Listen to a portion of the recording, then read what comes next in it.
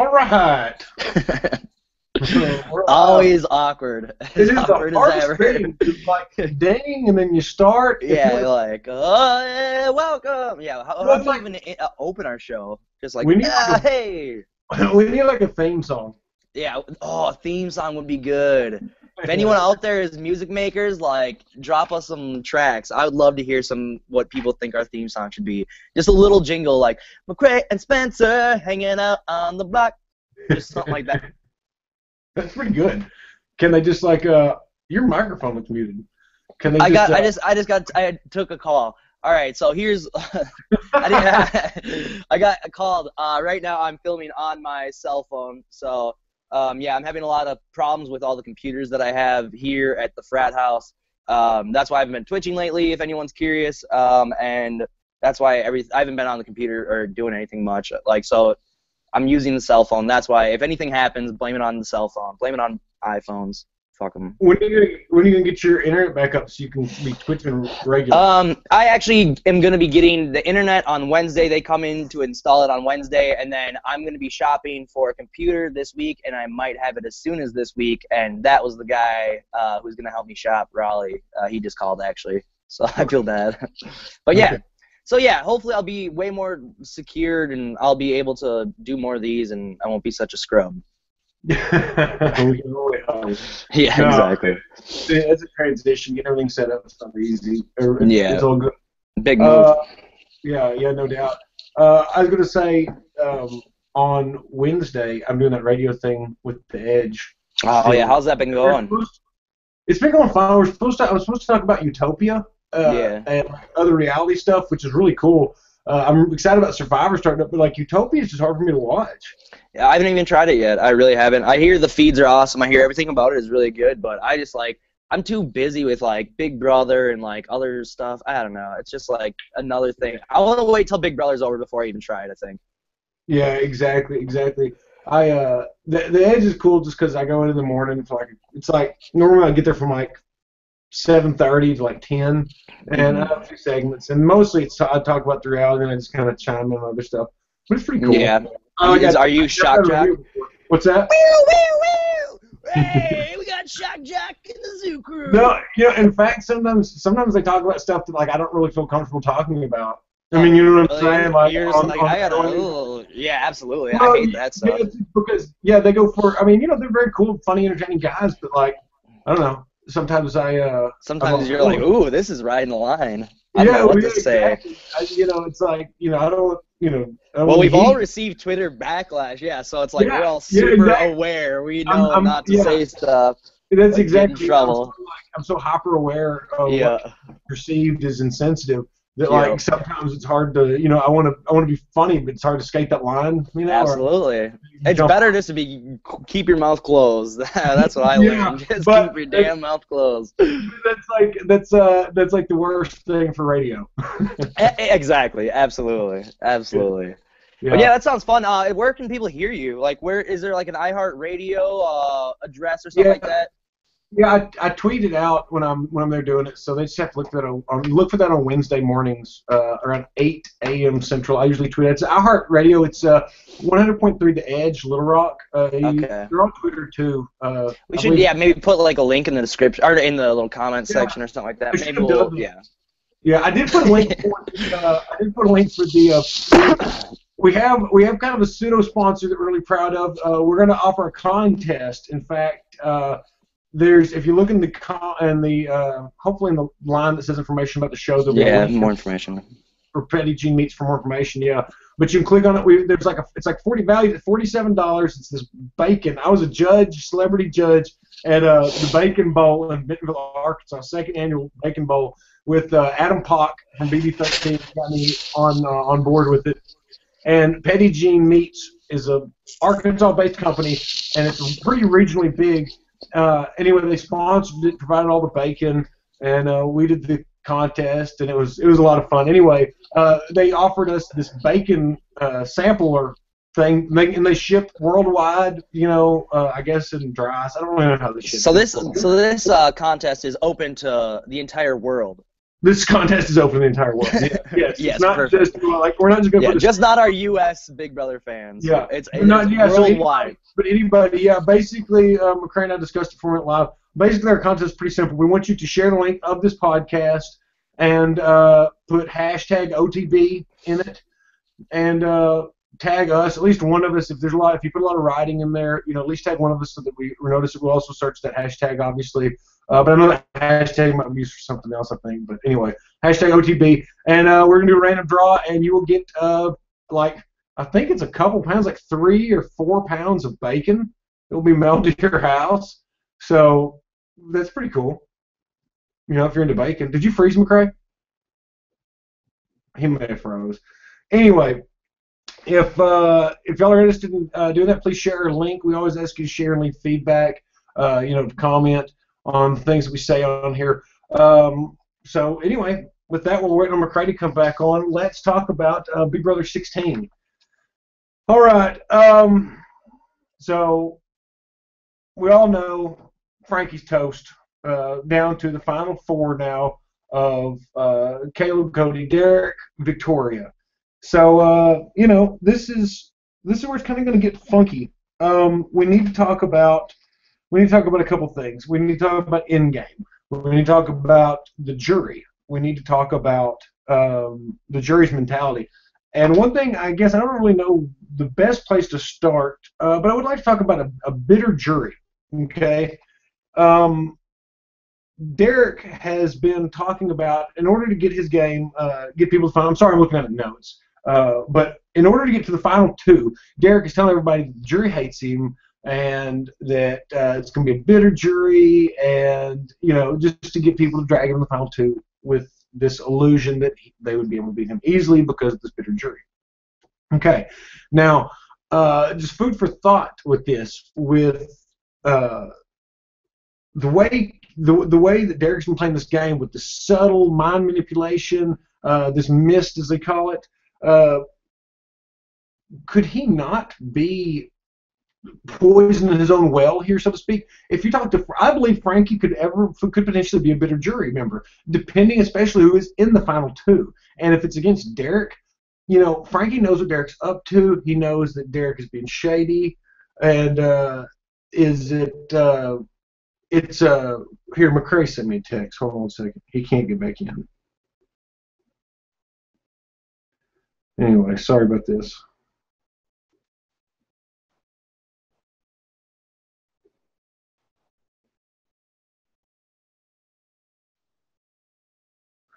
Well, anyway, if he can't get back in, we'll just go it alone. Anyway, I appreciate y'all still watching. Okay, I saw him just fall out. He'll probably be back soon.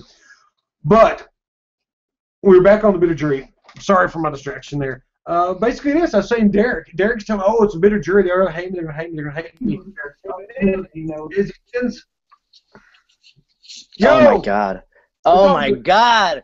It's frickin' Steve Jobs is haunting my phone or some shit. I don't know what the hell's going on. Sorry, guys. Sorry. I busted into some Big Brother talk. This is what I've been rolling with. The idea of a bitter jury. Okay. I was hearing a little bit of you saying this. Okay. Basically, Derek has been saying he's wanting to get to the final 2 with people, and by means of doing that, he's saying, oh, it's going to be such a bitter jury. Never going to vote for me. They all hate me. Blah blah blah. But Derek's game has been this mind manipulation, this kind of twist and this subtlety. So could he be making bitter jury members as he's sending people out now? Like with Frankie in the jury, he knows what Derek's up to, okay? And he could get real bitter and like try to blow Derek's game up and highlight the attributes of whoever Derek is in that final 2 with if Derek makes it to that point. And you've also got to look at somebody like Caleb. If Derek cuts Caleb, if Derek cuts Caleb's whole game has been based on loyalty. Okay. Yeah. So and Caleb's also got this bitter jury thing. So is he going to go in with the mindset of he's a bitter juror also, and he was bit if Derek should have been loyal? And I mean, because I know there's a point where loyalty's got to shift. You've got to whittle numbers down. Not everybody can go to the dance, but at the same time, Caleb could be sour over deals and things that have been made over the course. And that's kind of the thing. In my opinion, excuse me, everyone, Jesus. In my opinion, it seems like recruits recruits more usually are bitter because they don't understand the game, they don't really respect the game, they don't know how to respect the game. So I feel like recruits are usually more bitter, and it seems like Caleb could definitely have a shot of being a bitter jury member. But at the same time, Caleb has that kind of like, no sweat off my back, I'm just glad I was here kind of thing. I really think that his vote could go either way if he gets cut, because he's the kind of person who's like, well, hell, damn, I've made it real dang far, and it was a fun experience, like, give that man the money, good job. And especially when it gets down to, like, if Victoria gets taken over Caleb is probably going to be bitter. If Victoria goes before Caleb, and it's like those three, that's like what Caleb set out to do, is like, we're going to beast mode it out, and everyone's going to fight together, So it's like, at that point, he really can't be bitter. The way that I see the whole Derek and the bitter jury thing, I kind of like, you have to think about Dan, and like it seems like historically that was one of the most bitter juries, except for probably Big Brother 3, Danielle's. But Derek's not like clowning them as they go out. He's not just like sticking that knife as deep as it can go, whereas Dan was just cutting people left and right. And it's like, I think Derek has been so subtle about it that he's gonna actually get away with it, and people will respect his gameplay. Well, I don't think it's a bitter jury. I don't at all. I think they read into the jury returning for the. Yeah, absolutely. But I do also believe that's part of a plan to make it look like, oh man, they're going to be mad at all the people that lied to them, all this kind of stuff. So yeah. I don't think it's a bitter jury. I do think if by putting that into in Frank and Caleb's head, if they potentially become jury members or even Victoria's. I don't know. It just seems like a smart move, but also there's some calculation to it. There's some risk involved. Absolutely. One thing I want to talk about here is I don't want to talk too much. McCrae, if you want to talk about this, we can talk about it. But I don't want to talk too much about Derek. All these podcasts, everybody just kisses Derek's ass. And rightfully so, it's a pretty good game. But there are other people in the house, and so I would like to talk about their merits. In the event that something happens during his leave, I want to. There's some good games here that shouldn't be overlooked. So absolutely. I mean, even Victoria, like her working with Derek and her lying straight to Frankie's face, crying like Frankie's believing it. It's like even though she thought she was gonna go and it was dumb of her, like it's stupid, but at the same time, it's like she wants to play the game. She can play the game. She obviously is good enough at lying, and especially like now,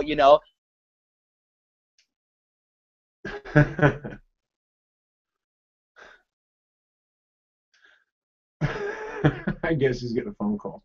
Well, Victoria is good at lying. She's playing the game that she's able to see, and it's basically what Derek spoon feeds her. So it's a situation where the interesting thing about it is like the hitman, for example. Victoria could be one of the hitmen if she'd been told to. Is your phone ringing? I don't know what's going on. It's not ringing or anything. Like nothing's happening. It just basically dropped. I was adding merits onto Victoria's game of like if Derek had brought her into the fold, she would have basically been one of the hitmen, and I think could have potentially made this far. I think she'd been safer not being attached to them. Okay. Yeah. I think that it's been good to keep it separated. Well, yeah. I don't know if we talked about it last time, but I just think that won one power veto. She's won 2 Battle of the Blocks. Okay, that's 3 comp wins. That's Derek's won 3 comps at this point, and she's been on the block up to this point 8 times. So she's played a very different game than Derek. I honestly don't believe there's any way that Victoria can beat Derek in the end. I don't think, honestly, unless it's the most bitter jury ever. Yes, that's the only way. It would have to be so extremely bitter that I don't know. It would just be a tragedy if Derek did lose to Victoria, even though it would be kind of hysterical. That would be funny. But no, I want to talk right quickly before you get into the phone call. Okay, like Cody in the final 2. Cody has played a really good game in my opinion. I agree. Very few mistakes, none that I can really think of right now. Put in the comments if you can think of Cody's mistakes. I want you to comment on this. This is one thing I want to see lots heavy in the comments and the feedback is the merits of Cody's game, and I want you to kind of get the mindset if you were defending Cody's game in the final 2 scenario. Because you got to keep in mind, it's not been the hit man, Derek the hit man. It's been the hit men. Okay, Yeah. Cody has won 2 HOHs. He's won 2 power vetoes, and he's been on the block twice, which basically prevented Derek from going on the block. His HOHs got Donnie out and Brittany. Okay, which is Brittany. Brittany was a gamer. She didn't know exactly how to play the game, but she was figuring everything out, and could have caused some trouble. This week he won a POV from Frankie, which is very important, okay, because he prevented Frankie from getting any farther in the game and getting in a position to take over or to get anybody out, to get out hitmen or anything like that. So he's another person that people are always just like, he's not doing anything, but it's like, this kid steps up every single time he needs to. Every time he needs to win, he's gonna win something. Sure. Like he was on the line last week, but it's like the fates had his back, and that's exactly what you need in this game. Absolutely. You need a little bit of luck.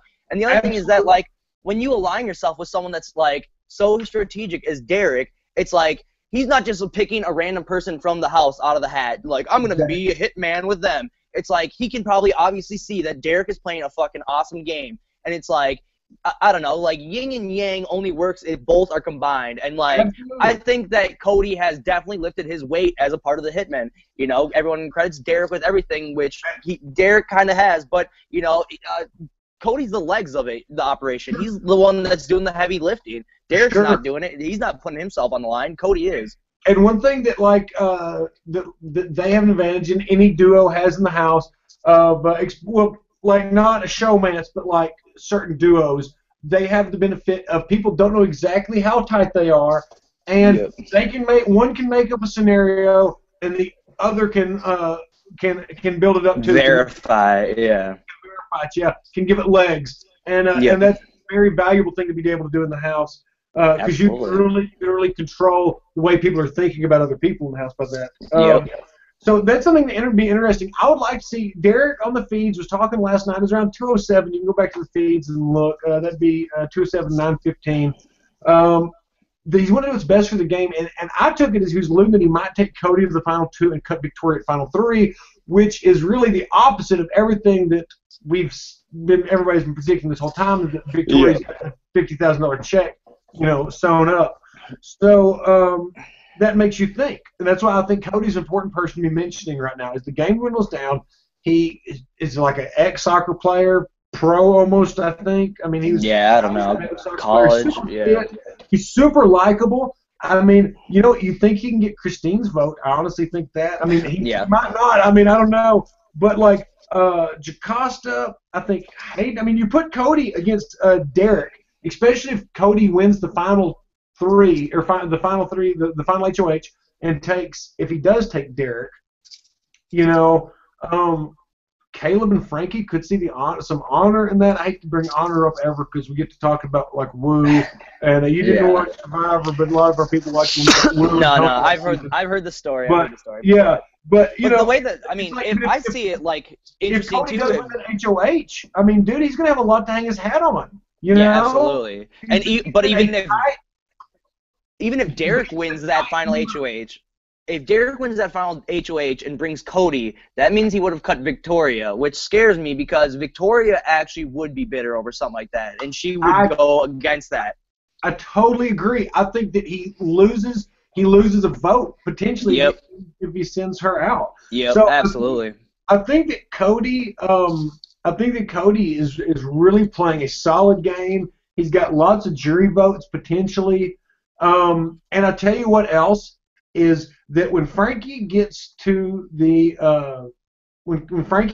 jury, I assume he and Donnie are going to use that as the opportunity to talk about America's Team America. Okay, so say if I'm on the jury and I'm looking at Cody versus Derek, Caleb versus Derek, I know about somebody who's had help the whole game or help and won extra money. Yep. You know what I'm saying?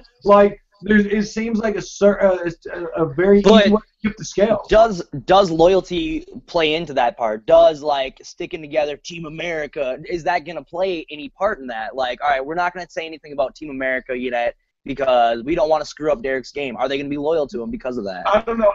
My thing is you're sending a you're sending a drama queen and Frankie to jury house. Yeah, that's true. That's a very good point. It's like he's taking his show on the road. It's the Frankie Grande tour. So Yeah. I would not put anything past him. Just have something to talk about. If nothing else. Yeah, absolutely. How much America loved him, and he was on this Team America, and that kind of stuff. So who knows? I'm excited to see that roundtable. I can't wait to see what happens at that roundtable and them starting to discuss. Like, I want to know where the jury's head's at, because it's tough to tell. It's really tough to tell right now. And, like, them just coming into the house yesterday didn't really show us anything of how they feel, If I would have walked back in that house, I would have destroyed everything. Oh, my God. I would have stole all of the gummy bears. Oh, my God. Yeah, exactly. So it's really no indication. Yeah, I wouldn't have eaten them. I would have just messed them up so they couldn't be eaten. Just fucking chew them all up and spit them all back into the bag. Yeah, exactly. Yeah. But okay. But yeah, no, I think that Cody, especially if he starts winning some more comps, has a solid chance of walking away, because one thing that cannot be controlled by Derek is what he's not around, and if he's not around the jury, which he's not, there's no telling what could get poisons could be. Absolutely. That's his whole game is control information, manipulate and stuff like that, and he can't do that if everyone else is in the jury house. I didn't even think about that. I like that. But Andy made a good point. Andy said on Twitter, he's like, at this point in the game, you can win out. That's big. Anyone could sit there and just win out right here and right now. Just keep going, because after Frankie goes tonight, the HOH, whoever wins HOH gets to play in the next HOH. No matter what, So, this is the perfect time to just start kicking it up and got to win everything, no matter what. Because that's the surest way to guarantee your spot in the Final Three. I agree. And another thing, as far as talking about Cody goes, is, we saw how he did in the veto before the rewind was pushed. He was kind of goofy, laughing at it. He was getting tickled at the pictures and not taking it very seriously because it wasn't that big a deal to him, I don't think. Yeah. Well, you see what happens when he got to crack down. That dude can get after it. Okay. Yeah, exactly. I don't know. I think that Cody could definitely be a tough one to beat in the final two. I can't imagine Derek honestly be thinking about sitting next to him. I think that Derek needs to take the safe way, obviously, and take. I think he would. He knows better. He knows better. He's not an idiot. Is he a Survivor fan?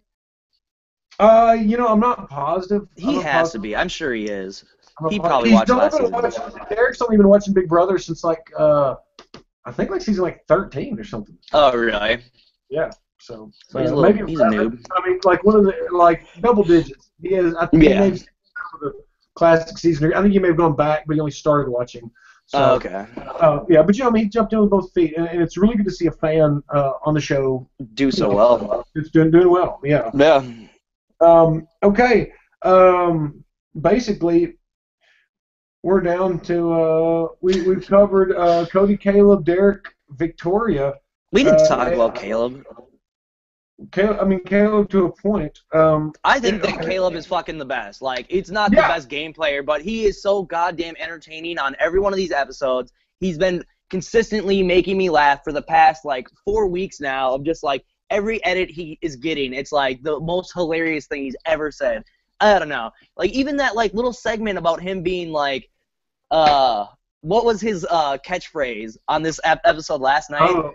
That segment was brilliant. I thought that was so good. And it was just it was nothing but pure Caleb awesomeness. Heard that? Yeah. Heard that? Yeah, I think it was. And he's just I say it all the time. Yeah. And it's he's always saying "dadgummit" or whatever. It's that's your catchphrase. I don't know. I thought that was just such a great little package. No, dude, I agree with you. The last podcast I talked heavily on Caleb, and that he I joked about his if he was sitting in the final two against Derek, his final two speech could be "Beast Mode Cowboy." I did it, out.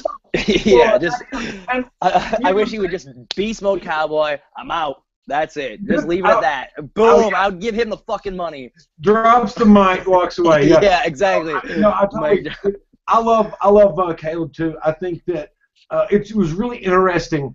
And we talked about the merits of what he'd done earlier in our season of podcasts, covering the season earlier, that his game kind of stayed in the cocoon because he was so blinded by Amber early on that he didn't screw anything up. Yeah. He's going to stay loyal to the Mom Squad, even though the Mom Squad is not staying loyal to him. And once she left, and Zach started kind of going basically haywire. Caleb's loyalty and honesty kept him in it. He's not lied to people. He's been straightforward with people. He's made moves. He's won. I mean, like, shit, let me look at that now. Okay, dude, he's won 4 HOHs, one battle of the block, and he's been on the block 4 times. All right, and that's just now. If he gets to the end, he will have had more wins than that. I'm not a big comp. Obviously, I don't think comp wins make a winner at all. Period. No. But like you've got to take certain things into accountability and like that into account, and I think he will say that. And this jury will, they'll be kind of proud of that, I think, for him. Yeah. Because basically that also has been his whole thing. He's beast mode cowboy. He's beast mode win the game. So like to say his comp wins, it would be uncharacteristic of him to do that. So. Anyway. Well, and the other thing is that I wish you would just point to, like, I've been telling you guys that I'm the most badass motherfucker this whole time, and what have you guys done? Write me off. Like, Beast Mode Cowboy is sitting here. Like, that's how I would fucking phrase it. Like, you guys are the idiots. Like, you let me get here, and here's how fucking badass I am. Yeah. Yeah, absolutely. Like, I love that. I totally agree. And you know what's funny, too, is, like, where Derek hides he's a cop,